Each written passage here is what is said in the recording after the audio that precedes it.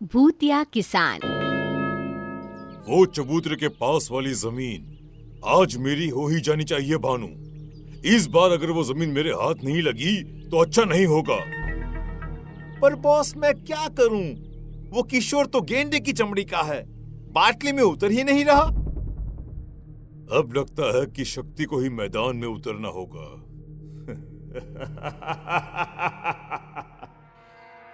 शक्ति एक बिल्डर था जिसका मकसद मधुपुर गांव की जमीन पर कब्जा करना था।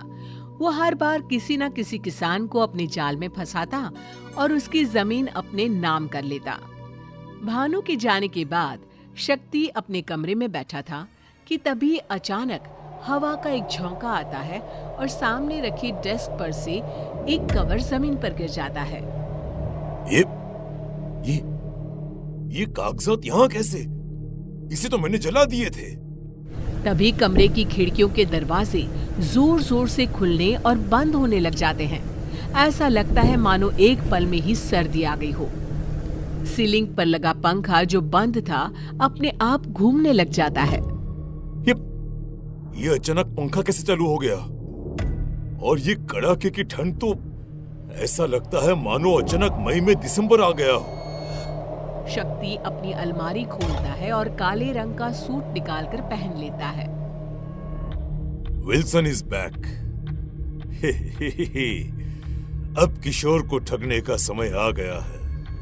काले सूट और टोपी में शक्ति अपने घर से निकल पड़ता है और किशोर के पास पहुंचता है। एक्सक्यूज मी, जरा सुनिए। शहरी बाबू,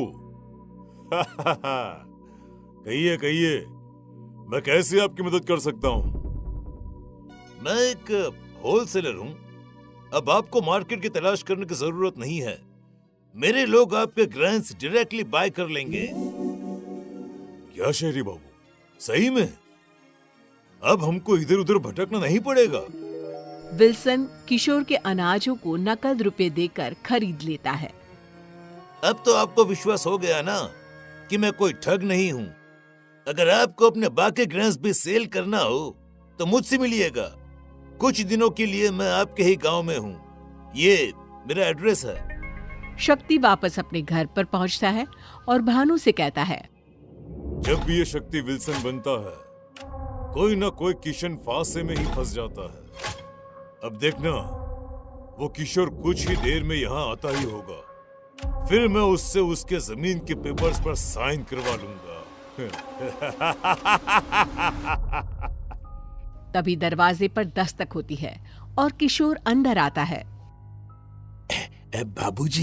बाबूजी हमको अनाज बेचना है। क्या करना होगा उसके लिए? शक्ति भानु को देखकर मुस्कुराता है और उसे बाहर जाने का इशारा करता है।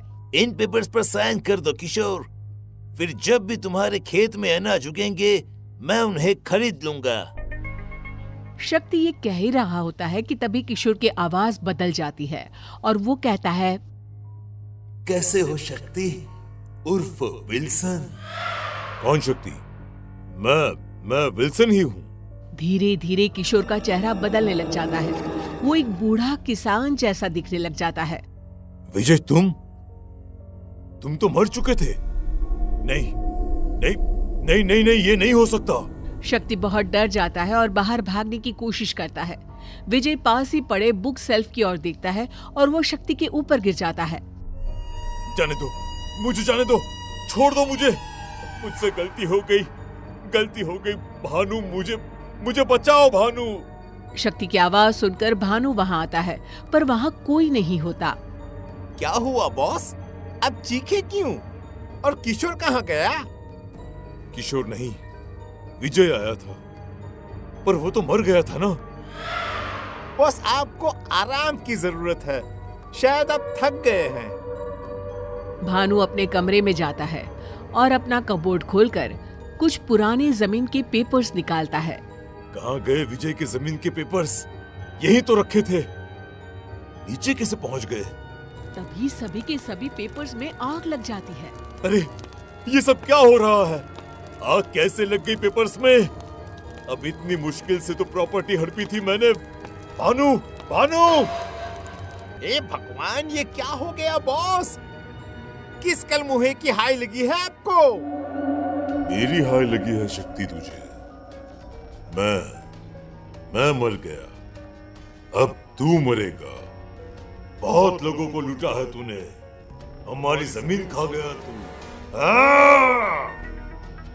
विजय, विजय ये तुम हो ना? मैं समझ गया, मुझे जाने दो विजय। विजय की आत्मा भानु के शरीर से निकल आती है। भानु बेहोश हो जाता है। ये क्या खेल है?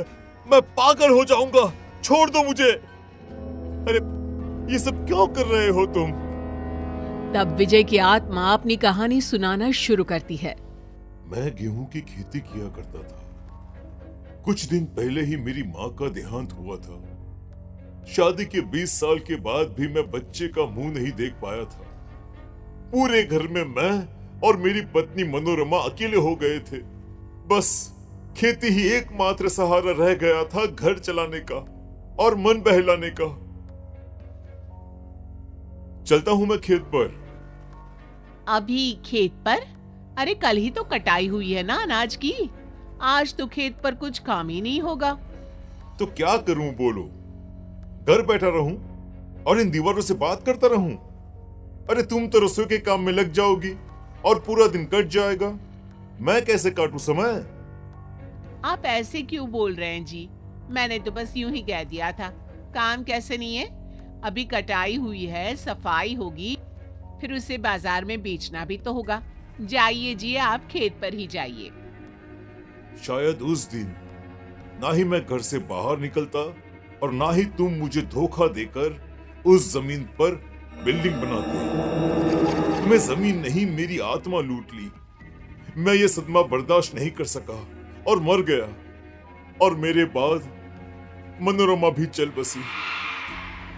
पर अब मैं तुम्हें किसी और किसान की जमीन हड़पने नहीं दे सकता। शक्ति एक बिल्डर था। उसके मन में किसी के लिए कोई दया भावना थी ही नहीं। गांव के कई किसान उसकी लालच का शिकार बने थे।